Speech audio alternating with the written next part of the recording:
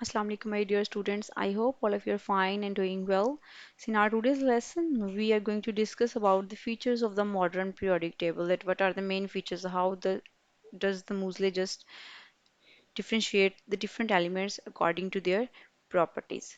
So according to this, first one we have the different families in the periodic table that they are divided into different families according to their properties, and these properties may be of two types. They may be chemical properties or they may be the physical properties. And next, they have been divided into the blocks in the periodic table, and it has been divided into four blocks, and these blocks have been divided upon the dependence of their electronic configuration. What is the main electronic configuration of the elements and how they have been divided. Then third, the elements have been divided according to their properties, metals, non-metals, and metalloids. It depends upon their uses as well as on their physical properties. They have been categorized as metals, non-metals, and metalloids. So let's have a look. The first one, families in the periodic table. Basically, each group has been given some specific name. For example, the first one, group 1A, it is known as the alkali metals as group 1A because its metals are related to the alkalis metals. These are metals, they can lose electrons easily, so they are known as metals. On the other hand, they are alkalis because they produces the strong alkalis when dissolved in water. For example, we have the sodium from group 1A. When we add it into the water, it produces sodium hydroxide. By balancing this equation, we just can like so produces alkali. Alkalis mean they produces bases in water.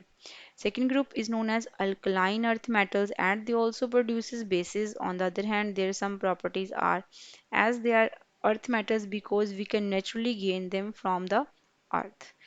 Then from group 3 to 12, they are known as transition metals as their properties are known as metals but they are transition because there are some variations in their properties.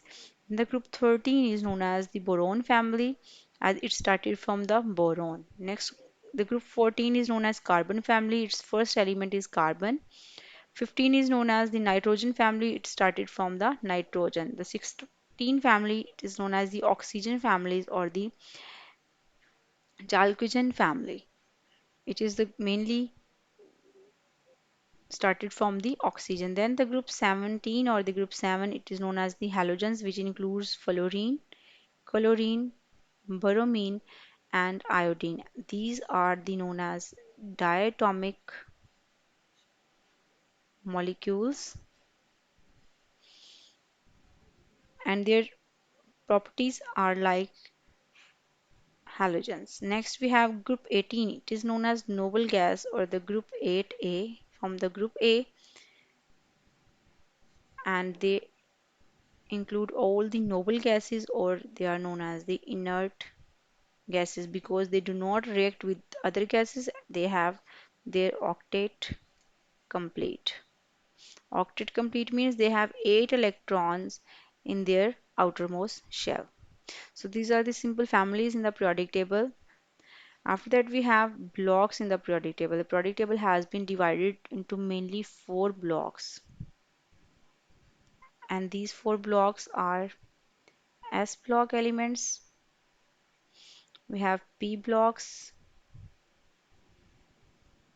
D block,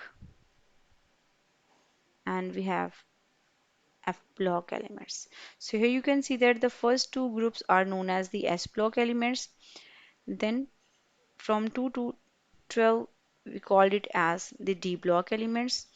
Then from the group 3A to 3A to group 8A, these are known as mainly p block elements, and the lanthanides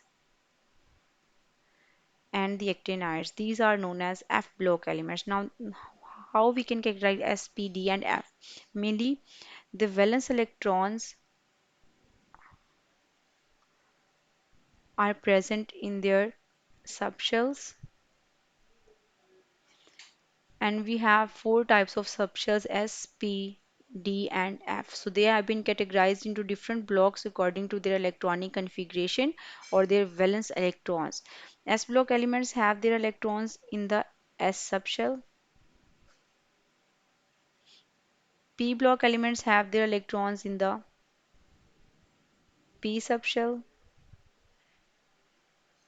and the D block elements have their electrons in the D block or in the D subshell, and the F block have their valence electrons in the F subshell. So this is the simple blocks in the periodic table. After that we have metals, non-metals, and metalloids. So you guys must know that what does mean by the metals. Metals are the elements that can lose the electrons easily and they can conduct electricity, or they are known as conductors. On the other hand, we have non-metals. Non-metals can't lose electrons and they also do not conduct, or they are known as the non-conductors. After we have metalloids. Metalloids are intermediate of metals and non-metals that have both the properties of metals and non-metals. And in the periodic table, we have both metals, non-metals, as well as metalloids. In the red, all these elements are known as the metals.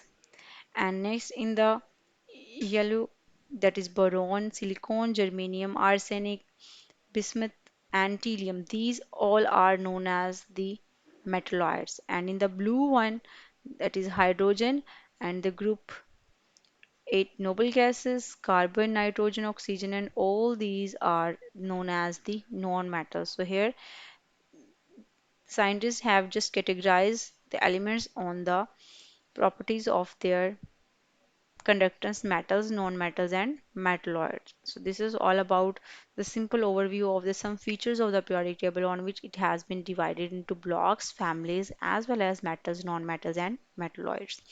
I hope you guys understand, and if you have any queries, you may ask me about that, and I will get back to you guys soon. And the next topic that we will discuss, it is the periodic trends in the physical properties of the elements. For that time, you guys have a good day, and Allah Hafiz.